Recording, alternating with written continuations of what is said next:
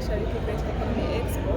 Leo ni siku ya tatu na siku ya leo ni siku ya muziki. Kwa hiyo tunaangalia kitu tunakiita kwa Kiingereza music licensing for football tournaments, jinsi ya kutunza haki za muziki hususan kwenye michuano mbalimbali na matamasha kama ya karibu. Tumeshaini tunasaidia vipi kwa muziki kuweza kutunza haki zao? Kwa kweli mwanamuziki akijua haki yake anajua hawezi kutumia vipi kwenye majukwaa mbalimbali, na kwa sisi tunajua Tanzania pamoja na Jumuiya ya Afrika Mashariki inajiandaa na michuano mikubwa ya mpira wa miguu. Kwa hivyo tunatoa elimu kwa wanamuziki na watu wanaofanya kwenye mnyororo mzima wa thamani ya kazi za muziki, kulinda haki zao na kujua waitetee vipi wanapokuja kutumia nafasi wanazokuja kuzipata kwenye majukwaa ya michezo. Hivyo basi leo tumeandaa mafunzo ambayo yanaenda yako matano, na tunataka wanamuziki kwanza wajue mikataba ambayo wanaingia. Mkataba upi ni mzuri ambao utamlinda, na yeye basi anaposaini mkataba anamlindaje mtumizi wa kazi yake. Lakini kikubwa hasa ambacho tunamfundisha mwanamuziki siku ya leo ni kujua kitu kinaitwa copyright friendly label. Hiyo label rafiki ya kwa hakimiliki inatumikaje, kwanza ni nini na inatumikaje, na inaenda kutumika vipi katika matamasha makubwa na michuano mikubwa kama hiyo. Kwa hiyo elimu ambayo itatolewa hapa inawalenga mahususi ya wanamuziki, producers, composers na watu wengine ambao wanamiliki haki mbalimbali kwenye sekta ya muziki.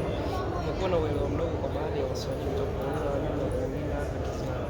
Kama vitu vinawasaidia vipi kuweza haki zao? Cha kwanza tunajua hakuna mtu mwenye uwezo.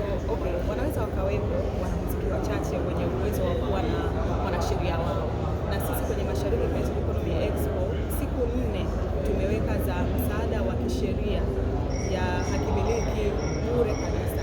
Kwa hiyo kama kuna mtu anataka kujua jinsi ya kujilinda, jinsi ya kujua mikataba, kuna wanasheria ambao wapo kwa siku 4 hizo wametengwa kuanzia saa 3 mpaka saa 10 jioni.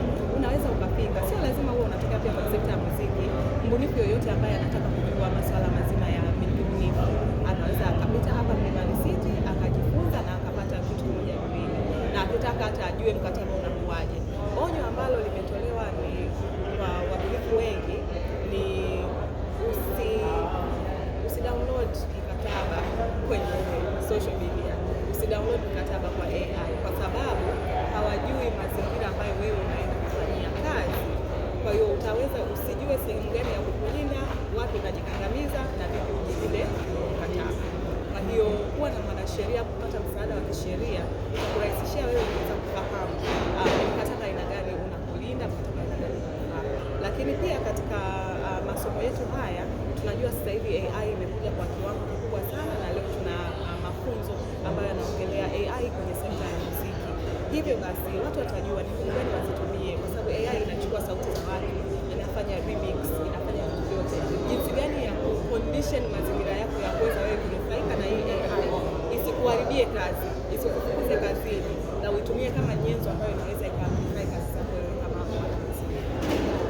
Asante sana. Wito wako kumalizia, wito wako kabla ya hapo ni wito kwa sasa hivi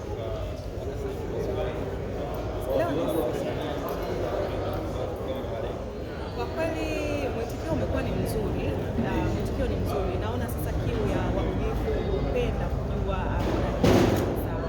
Kwa hiyo siku ya kwanza tulikuwa na watu kwenye sekta ya filamu na walijaa kwa wingi, wengine mpaka wamesimama katika kuhakikisha wanapata elimu ya jinsi ya kulinda haki zao za kwenye sekta ya filamu.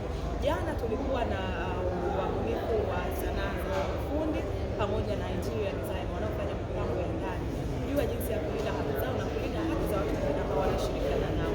Na leo siku ya tatu tuko na wanamuziki ambao wametuweza kuiga, hususan wanamuziki wa muziki wa singeli ambao unafanya remixes nyingi. Kwa hiyo sehemu ya kulinda haki za walioanza kutengeneza muziki hiyo, wao wanakuja kutoa remixes, wao wanapofanya kuchukua zile master na kuziboresha, wanaingia vipi katika haki miliki za wenzao. Kwa hiyo wanaenda kujua hii elimu na kunufaika zaidi.